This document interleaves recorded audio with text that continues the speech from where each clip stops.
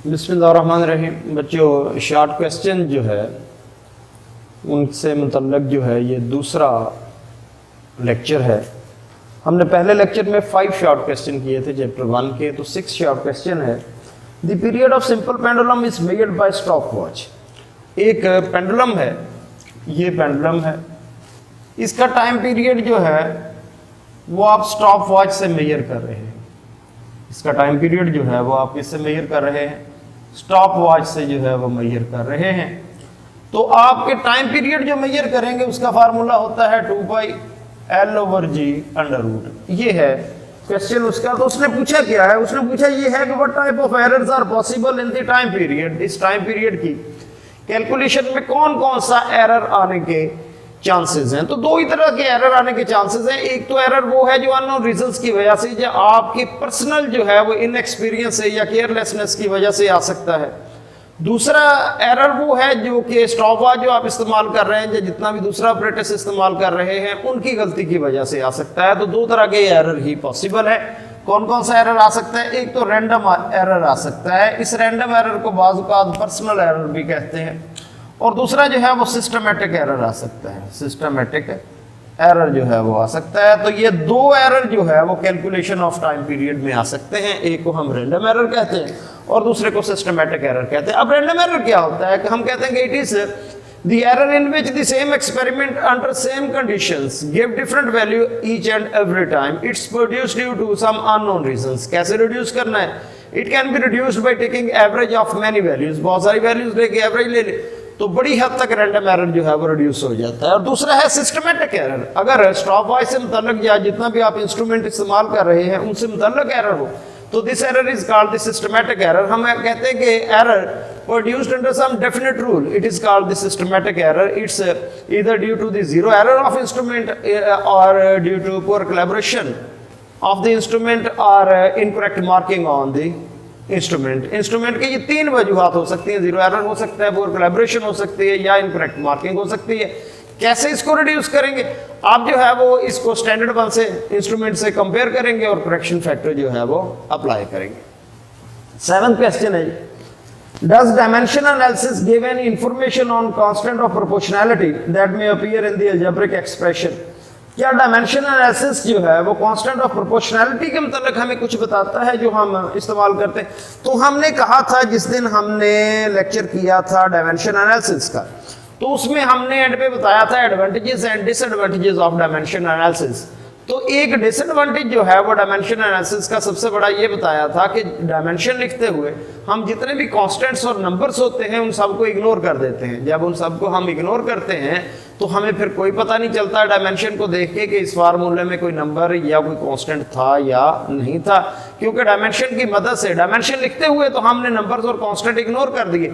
अब डायमेंशन को जब अगर दोबारा रिकन्वर्ट करें ओरिजिनल क्वांटिटी में तो हमें वो कांस्टेंट का नहीं पता चलेगा कि यहाँ पे कांस्टेंट कौन सा था। हाँ, अगर आप कांस्टेंट फाइंड करना चाहते हैं तो डायमेंशन एनालिसिस से दोबारा वो कांस्टेंट जो है वो फाइंड नहीं होगा। सिस्टमेटिक एनालिसिस जितने भी हैं या एक्सपेरिमेंटल एनालिसिस जितने भी हैं उनसे जो है वो फाइंड किया जा सकता है वो कांस्टेंट। या तो स्टैटिस्टिकल एनालिसिस से फाइंड किया जा सकता है या फिर उसको एक्सपेरिमेंटल डाटा से दोबारा रिकवर किया जा सकता है।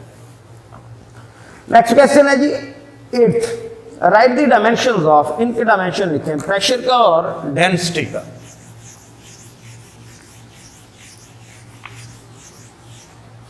Pressure,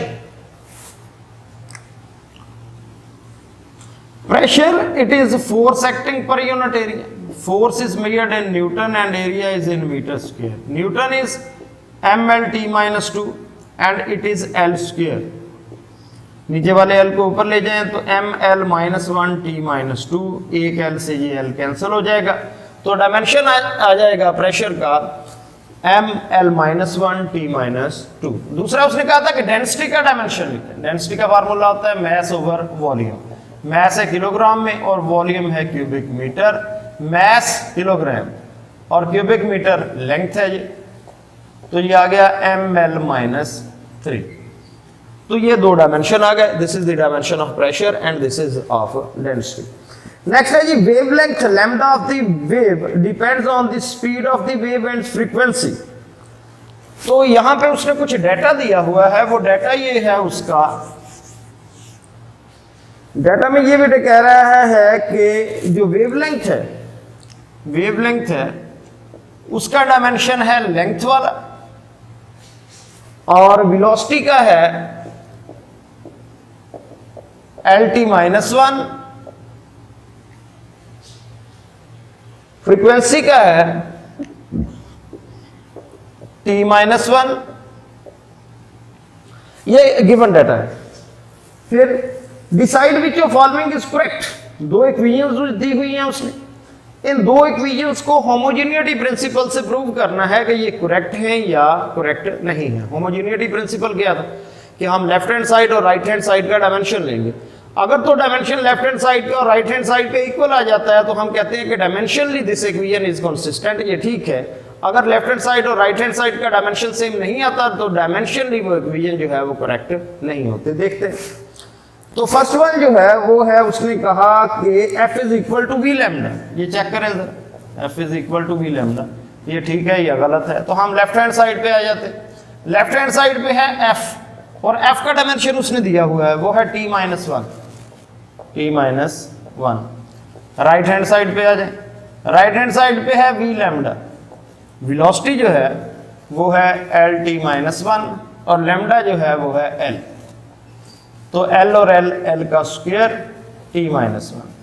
तो लेफ्ट हैंड साइड का डायमेंशन जो है, left hand side dimension is not equal to right hand side dimension, so this equation dimensionally is not consistent. ये इक्वेशन जो है ये डायमेंशनली ठीक नहीं है, कंसिस्टेंट जो है वो नहीं है। दूसरी इक्वेशन है f is equal to v over lambda, equation जो है हमारे पास f is equal to v over lambda, ये चेक करें कि ये इक्वेशन जो है ये ठीक है या ठीक नहीं है।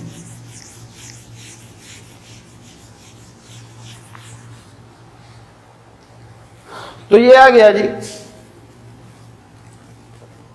f is equal to v over lambda, तो लेफ्ट हैंड साइड पे आ गया f, फ्रीक्वेंसी ये T-1 है, राइट हैंड साइड पे आ गया v ओवर लैम्डा, v जो है ये है LT-1 और लैम्डा जो है ये है L, L से L कैंसिल, तो ये आ गया T-1। तो अब left hand side is equal to right hand side, left hand side is equal to right hand side, तो these two sides are equal, so this equation dimensionally is consistent। ये equation जो है ये dimensionally जो है ये consistent है, ये ठीक है। तो बेटे आपके शॉर्ट क्वेश्चन ये मुकम्मल हो गए। अब नेक्स्ट जो है वो है न्यूमेरिकल्स का पोर्शन इसका, तो नेक्स्ट लेक्चर से इंशाल्लाह जो है इसके न्यूमेरिकल्स करेंगे। Thank you very much.